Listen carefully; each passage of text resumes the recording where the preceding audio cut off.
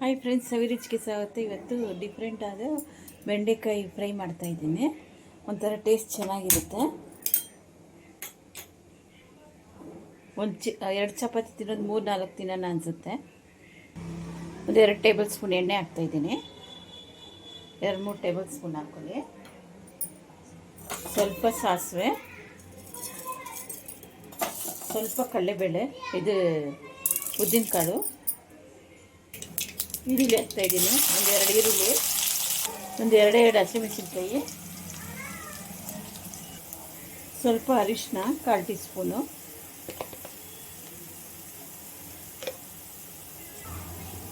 ಒಂದು 3/4 tea spoon chilli powder,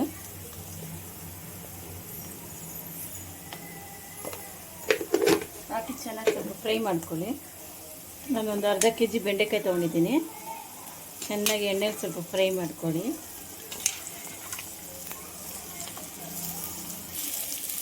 ಒಂದು 3/4 tea spoon ಉಪ್ಪು ಹಾಕ್ತಾಯಿದ್ದೀನಿ.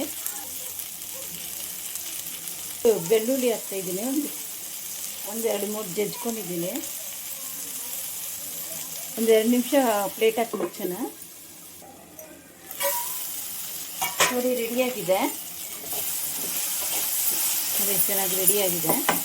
ಈಗ ಲಾಸ್ಟಲ್ಲಿ ಒಂಚೂರು ಫ್ರೆಶ್ ಆಗಿರೋ ಕೊಬ್ಬರಿ ಇದಂತೂ ತುಂಬ ಟೇಸ್ಟಾಗಿರುತ್ತೆ.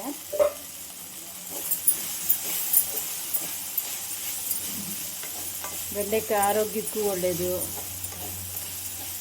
ಮೆಮೊರಿ ಪವರಿಗೆ ಎಲ್ಲ. ಈ ಥರ ಮಕ್ಕಳಿಗೆ ಈ ಥರ ಒಂಥರ ಡಿಫ್ರೆಂಟಾಗಿ ಮಾಡಿಕೊಟ್ರೆ ತಿಂತಾರೆ. ರೆಡಿಯಾಗಿದೆ ನೋಡಿ, ಪಲ್ಯ ಚೆನ್ನಾಗಿ ರೆಡಿಯಾಗಿದೆ. ಬೆಂಡೆಕಾಯಿ ಪಲ್ಯ ಆದರೂ ಅಂದ್ಕೊಬೋದು, ಫ್ರೈ ಆದರೂ ಅಂದ್ಕೊಬೋದು. ಅಷ್ಟು ರುಚಿಯಾಗಿರುತ್ತೆ. ಚಪಾತಿ ಜೊತೆಗೆ ಎಲ್ಲದಕ್ಕೂ, ಬೇಳೆ ಸಾರು ಜೊತೆಗೆಲ್ಲ ಹಂಚ್ಕೊಳಕ್ಕೆ ಅಷ್ಟು ಚೆನ್ನಾಗಿರುತ್ತೆ, ಅಷ್ಟು ಟೇಸ್ಟಾಗಿರುತ್ತೆ. ಲೈಕ್ ಮಾಡಿ, ಶೇರ್ ಮಾಡಿ, ಸಬ್ಸ್ಕ್ರೈಬ್ ಮಾಡಿ.